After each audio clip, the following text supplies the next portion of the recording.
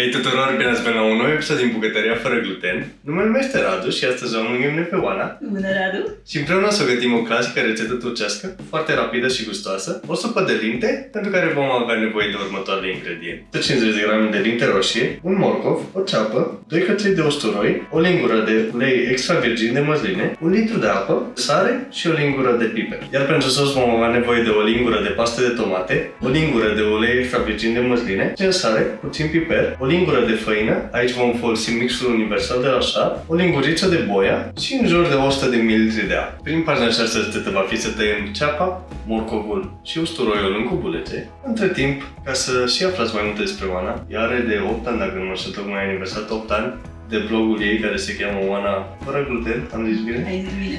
Unde, după cum vă imaginați, are foarte multe rețete fără gluten. Poți ne povestești mai multe despre asta? Păi în 8 ani am scris o mulțime de rețete. Cred că sunt vreo 200. 200? Wow. Încerc să fie cât mai corecte, să aibă alimente cât mai naturale. Oana, tu nu ești celiacă, nu?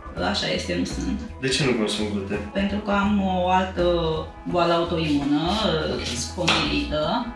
I-am zis hai să încerc. Am căutat ce mă poate ajuta și am găsit această dietă. Pentru mine nu este un musai cum e la mine. musai ca pentru celiaci, dar nu este nici un moft.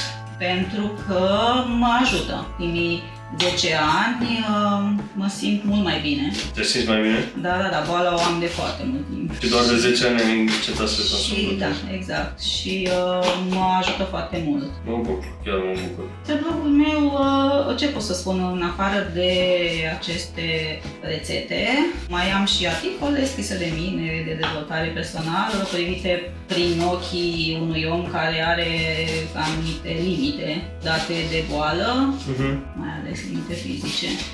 În ultimul timp am o nouă pasiune. Am o nouă pasiune. O nouă rubrică, numește Viața în căutarea echilibrului. Ok. Rubrică în care și tu ai scris. Da. Am avut plăcerea să scriu un articol foarte interesant în care Oana mi-a pus câteva întrebări despre cum am gestionat eu boala celiacă de-a lungul timpului, care este o afecțiune autoimună. Am văzut că în articolele tale mai scriu și alte persoane despre povestea lor, despre boala autoimună și cum au trecut prin ea și cum este să trăiești cu ea până la urmă. Asta se reduce totul. Foarte interesantă rubrică. O să vă las link-ul în descriere ca să puteți să ajungeți mai ușor la ele. Cam astea au fost ingredientele. Vom adăuga într-o oală puțin ulei de măsline, în jur de o lingură. Vom lăsa uleiul să se încingă și apoi vom adăuga legumele la cremă. Vom adăuga întâi ceapa, apoi morcovul și usturoiul.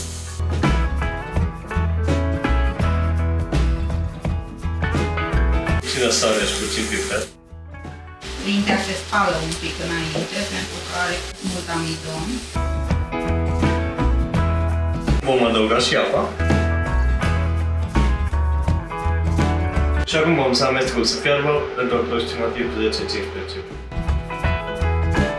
Iar acum pentru sos vom adăuga în altă oală, de data asta de una de dimensiuni mai mici, făina, apa, uleiul de măsline. Tu ești la amestecat asta.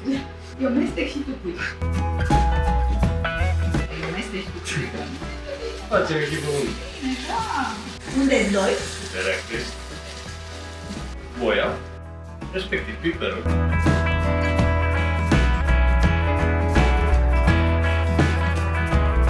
Și acum vom pasa prima compoziție, care a și fiert. Ce pasăm, vom adăuga și sosul.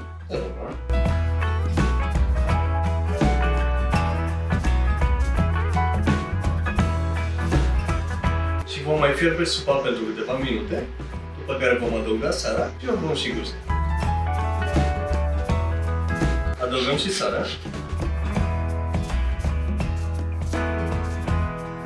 Acum stingem focul și vom transfera supa, ciorba. Whatever. Nu știm ce e exact.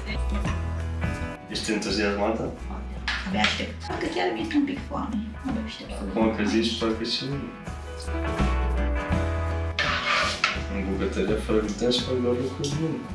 Întotdeauna. Vom decora cu puțin pătrunjel. și vom servi alături de un ardei verde, de preferat iute. Acum vom lua o feliuță de lămâie și o vom stoarce peste supa cremă și practic acesta este momentul când supa se maturizează și devine ciorbă. Și acum momentul mult așteptat la lunch. Ia să vedem. Excelent. Foarte gustos. Chiar are gust de ciorbă. Nu este supă, este ciorbă. Da. Ne-am convins. O rețetă foarte gustoasă, vă recomand cu mare drag și sper ca toți turcii să ne aprecieze pentru că am făcut această rețetă clasică. Ți-a plăcut? Excelent. Mă bucur mult Mulțumesc mult. și mulțumesc pentru că ai venit. Nu uitați, vă las link-ul în descriere către blogul Oanei. Până atunci, noi ne vom revedea săptămâna viitoare cu încă o rețetă de elceas fără gluten. Pe data viitoare!